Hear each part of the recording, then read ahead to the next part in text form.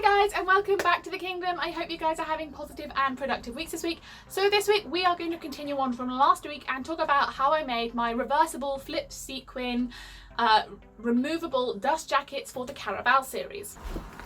So if you've been on my Instagram, you will have seen these.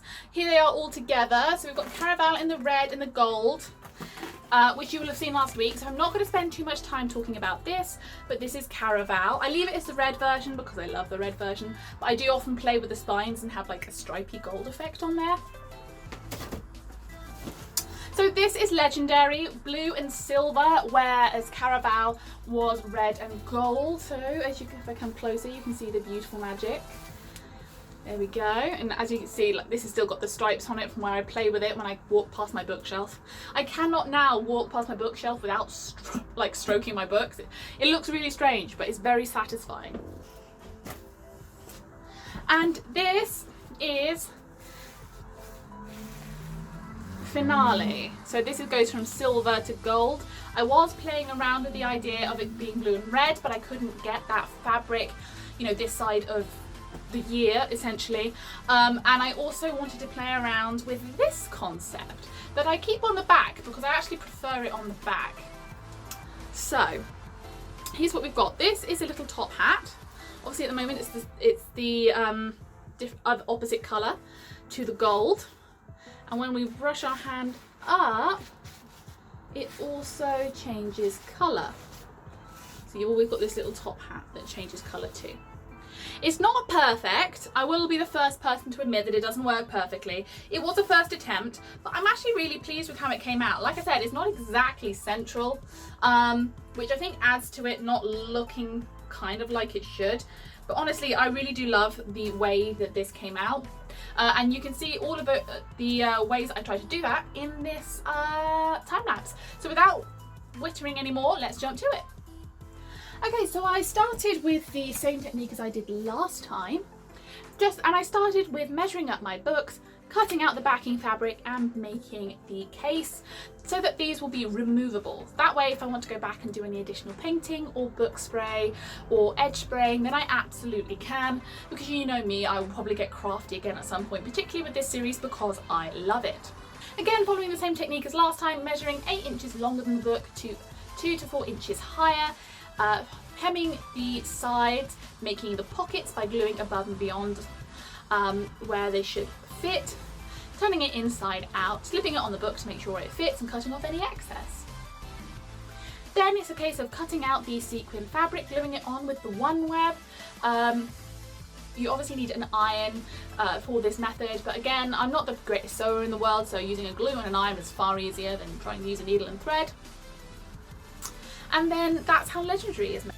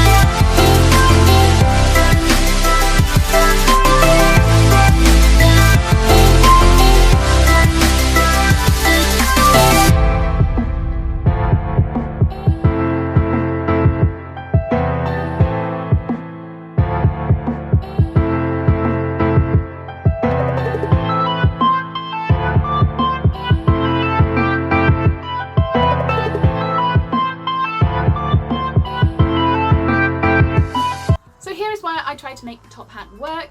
So what you need to do is you need to cut out 2 separate pieces of the sequiny fabric. Obviously that one is going to be for the front cover, and one is going to be the other bit that's shaped like a top hat that goes in the opposite direction. You need to make sure that both are stroked completely to one colour or the other, then twist them so that when you brush down and when you brush up both in the same direction, they have opposite colours. This is really important for making sure you don't just cut out a thing for no reason. So what I tried to do here is cut out the top hat and try to cut out the gold fabric. I think actually all I needed to do potentially was cut out one, to cut out the top hat shape from the sequiny fabric and then have that other fabric slipped in behind. Probably was a better way to go, but I'm still not mad at the results. Then all you have to do is glue those down and sort out the sequins and you're grand. Of course the tricky part is obviously the fact that the sequins aren't lined up in easy columns and rows, and you don't really want to snip the sequins if you can help it. Sequins, when they're cut in half, are much trickier to get to actually have that sort of domino flip effect, and also they just look messier. So trying to go around the sequins is why this process takes a long time.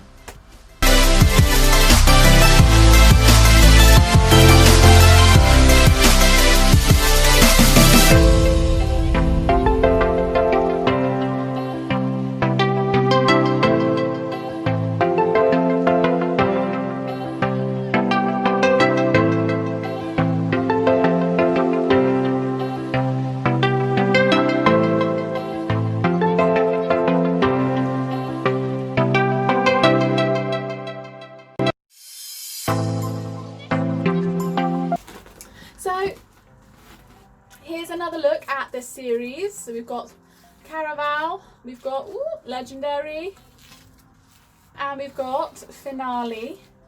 I really love how these turned out. Honestly, these make me so happy to look at and make me feel really, really happy. I'm a big glitter person, so this is just fantastic. Lots of sequins everywhere.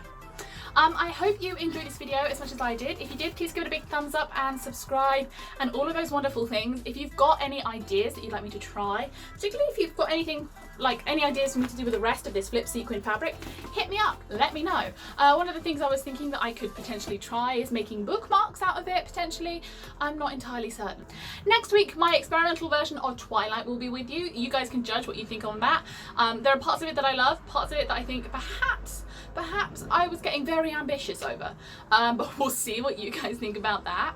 I've also got some commission work coming up and a lot of other books on my TBR, so I hope you guys will stick around for all of those good things. Let me know in the comments what you'd like me to try, what you like, what you dislike. I'm looking for ideas and new things to do, so please hit me up. I hope you guys have a positive and productive week, and I'll see you next time. Bye!